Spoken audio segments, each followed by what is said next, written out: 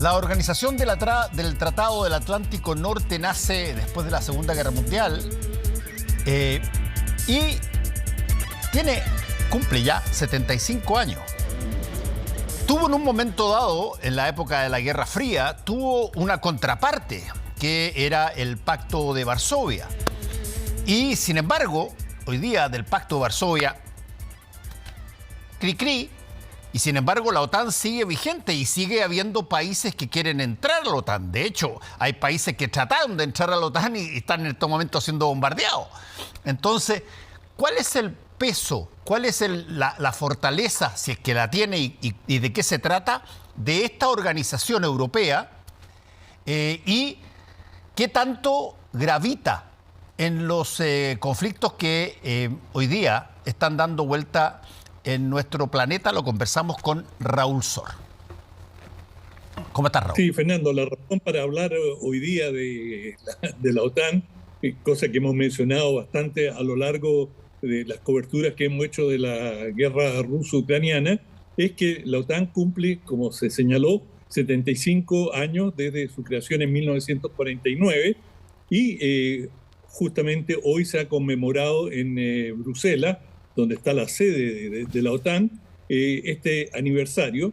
Y por supuesto, cada vez que ello ocurre, surgen las preguntas: ¿por qué existe esta alianza? ¿Sí? Como tú señalaste antes, surgió para enfrentar a los países del este, que en aquel entonces estaban agrupados en el Pacto de Varsovia, y en ambos pactos tenían un principio fundamental, que era: si uno de sus países miembros era atacado, el resto de los países asociados a la alianza respectiva respondían en masa. Es decir, si en el caso de la OTAN, ahora la OTAN tiene 32 países miembros, del cual el más importante por lejos, es el líder indiscutido, es Estados Unidos. Y si algún país miembro de la OTAN fuera atacado por Rusia, Estados Unidos se vería por tratado obligado a respaldar a ese país.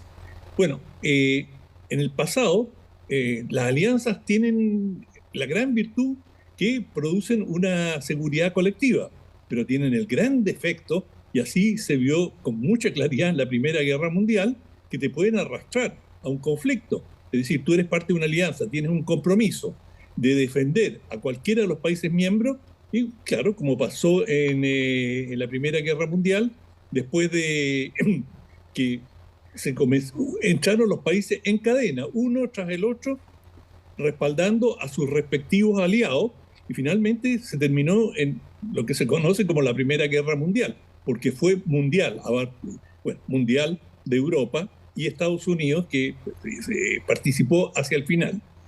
Después en la Segunda Guerra Mundial, nuevamente existían alianzas que fueron respetadas con ciertos bemoles, pero finalmente surgió una alianza con cierta coherencia entre los países del eje y los aliados, y los países del eje hegemonizados por Alemania.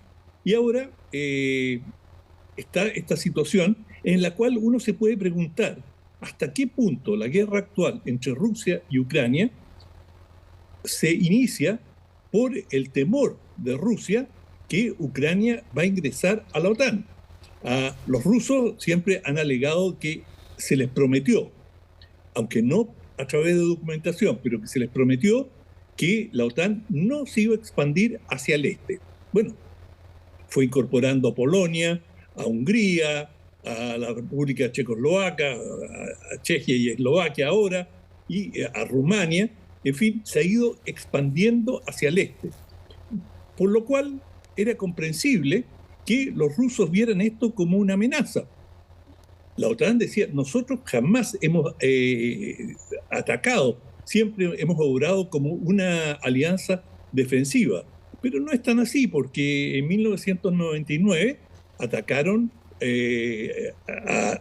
a la ex Yugoslavia, específicamente a Serbia, defendiendo a los kosovares. Y esa fue la primera intervención de la OTAN como intervención militar, porque como lo hemos comentado en otras oportunidades, la OTAN no tiene tropas propias.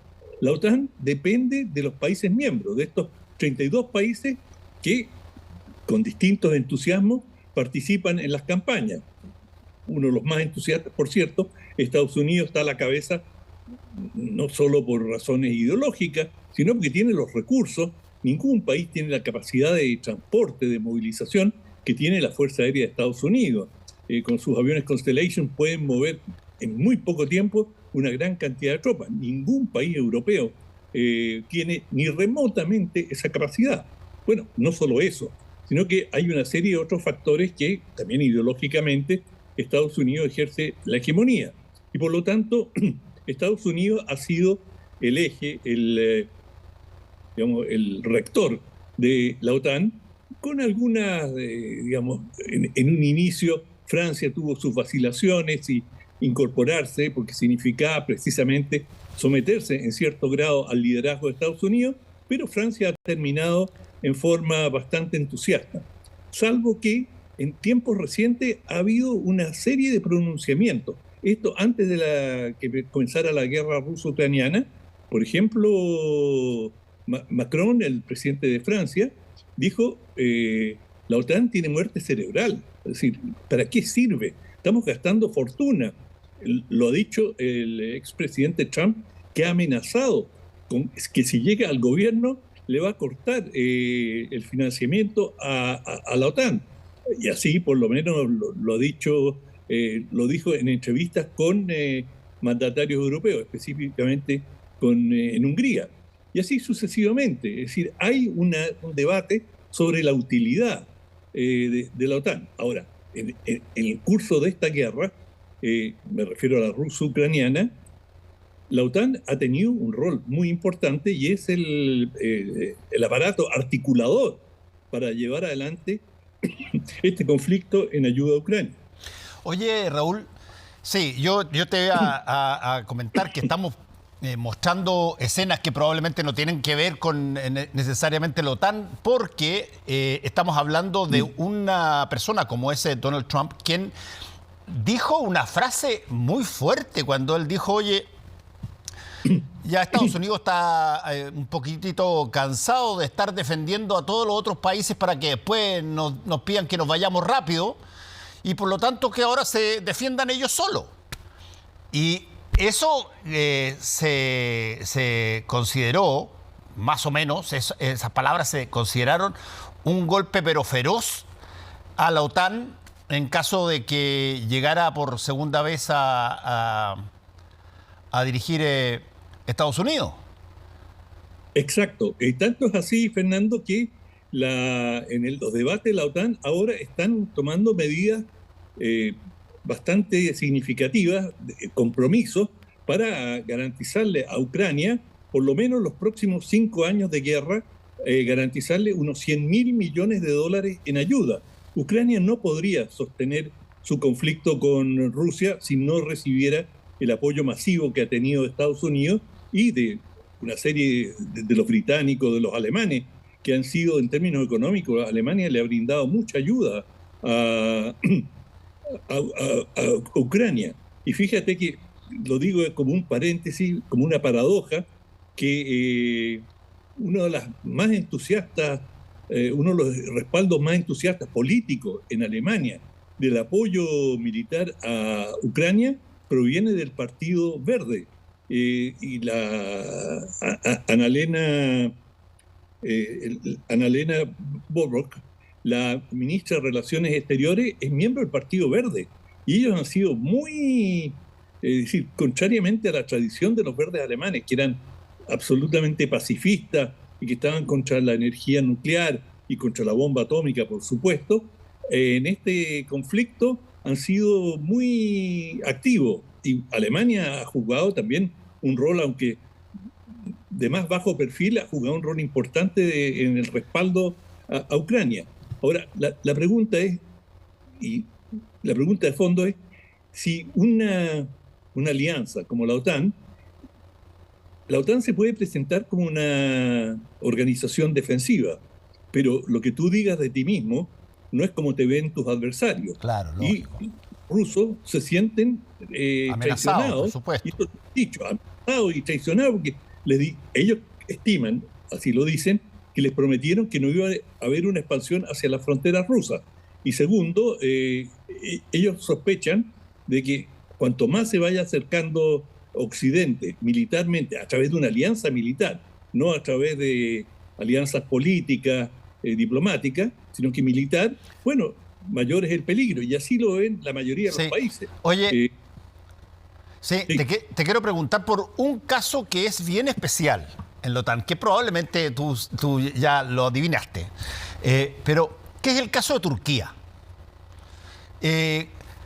Durante mucho tiempo, no sé si es que todavía es considerado parte o no de la OTAN, digamos, pero durante mucho tiempo tuvo una cantidad enorme de problemas y lo único que quería Turquía era ser parte de la OTAN.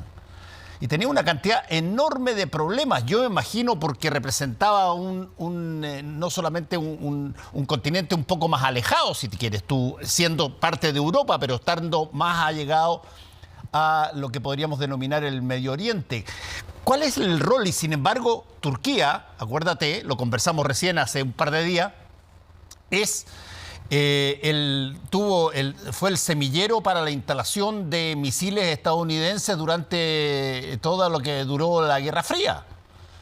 Y los tenía ahí, los misiles al lado de la Unión Soviética. Acuérdate que esa es la razón por la que negocian después de la crisis de los misiles que tuvo Kennedy el 61-62 en Cuba. Pero ¿cuál es el rol de Turquía, por ejemplo, con respecto a la OTAN? Turquía juega un papel central. Ahora Turquía es un país central en apoyo a la OTAN.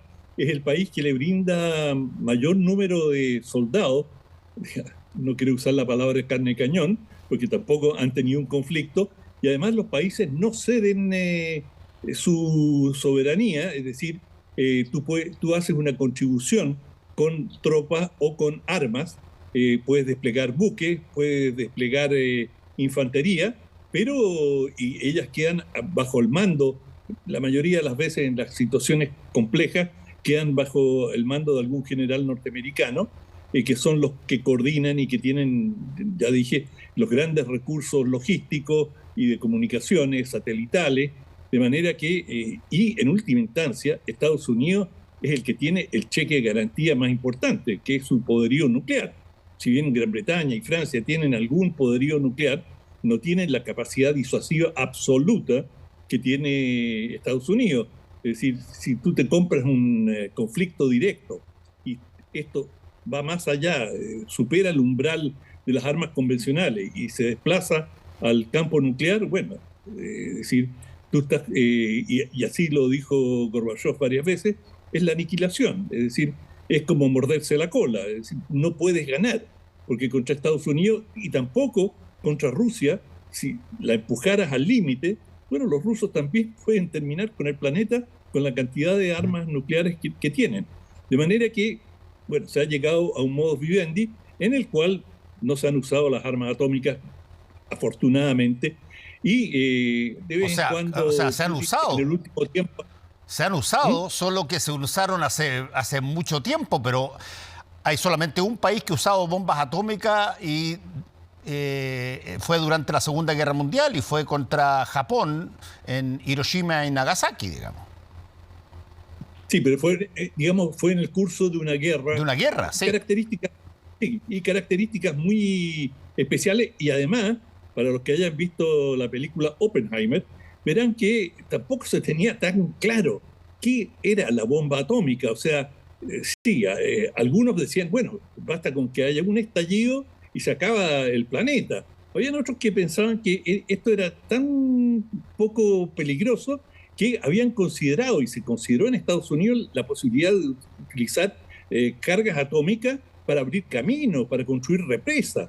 Y bueno, el tema de la radioactividad casi era desconocido. Tanto es así que uno ve en los experimentos que hacían, cuando detonaban, estaban los soldados alegres mirando ahí con lentes especiales, pero a una proximidad tremenda. Mucha de esta gente debe haber sufrido las consecuencias de la radioactividad. Es decir, había mucha ignorancia. También los franceses en el Pacífico, en Mururoa. Mururoa, bueno, sí. Pero, claro, la situación ha cambiado Y hoy día la OTAN no despliega armas atómicas. Es decir, si lo hace, lo va a hacer Estados Unidos o lo puede hacer Francia o Gran Bretaña, pero la OTAN como tal no lo hace y los países miembros pueden participar, y este es el dilema que tiene la OTAN y el pleito que tiene con Estados Unidos, que, bueno, Trump dice, oh, momento, o sea, nosotros estamos pagando más del 3% de nuestro presupuesto nacional, de nuestro PIB,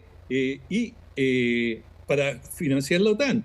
Y aquí hay unos que se van muy cómodos y pagan mucho menos que el 2%, el 1% o incluso menos que el 1% de su PIB destinado a la defensa. Entonces, ahora, y ese ha sido el gran debate, se han puesto de acuerdo que va a ser el 2%, siempre era el 2%, pero ahora muchos de los países que no cumplían con este requisito han dicho que lo van a hacer. Y esto es una mala noticia, porque finalmente lo que significa es restarle recursos a los estados que están viviendo situaciones muy complejas con sus pensionados, que tienen deterioros de sus sistemas de salud, porque sabemos que la torta no es infinita y que, digamos, si tú vas a gastar, vas a incrementar en un 100% tu gasto bélico, bueno, probablemente vas a tener que recortar educación, salud y otros servicios. De manera que esto es un tema muy central en Europa, donde no todos los países tienen la riqueza y la amplitud de recursos que tiene Estados Unidos. No, sí. La historia de la OTAN es bien interesante y está mezclada con lo que conversamos al principio, está mezclada con esta historia también que, a diferencia de la historia de la OTAN, ya generó spin-offs para películas, series, que es la historia de la Guerra Fría. Donde tú claro, todos nosotros conocimos de alguna manera esta historia pasando o leyendo libros o viendo a James Bond en el cine o viendo películas en televisión, donde efectivamente existía esta división en el mundo entre estos dos superpoderes a través de la Guerra Fría, y en el centro de eso, particularmente en el lado occidental, estaba la OTAN. Claro, y bueno, yo creo que la OTAN jugó un papel importante. Tuvimos muchas décadas de paz, el periodo más largo de paz en la historia europea, de manera que sirvió su propósito. El tema ahora es cuál va a ser su rol, y si hoy día, y esa es la pregunta que se hacen muchos europeos, no puede ser quizás el detonante de nuevos conflictos. Hay quienes piensan que si hay dos, digamos, los que creen o desconfían profundamente de Rusia, dicen, si no existiera la OTAN, bueno, Rusia ya se habría tomado los países bálticos, habría recuperado parte de lo que era su influencia en Europa Central y habría proyectado su poder militar. Y hay otros que piensan que, por el contrario, si la OTAN no existiera, probablemente Rusia habría reculado y se habría mantenido dentro de su frontera. De hecho, Fernando, llegó un punto, al comienzo, cuando cayó, se terminó la Guerra Fría, y se habló y se discutió la posibilidad de que Rusia integrara a la OTAN, invitarla como cualquier otro país europeo y hacer una gran alianza europea, porque a fin de cuentas Rusia es un país europeo.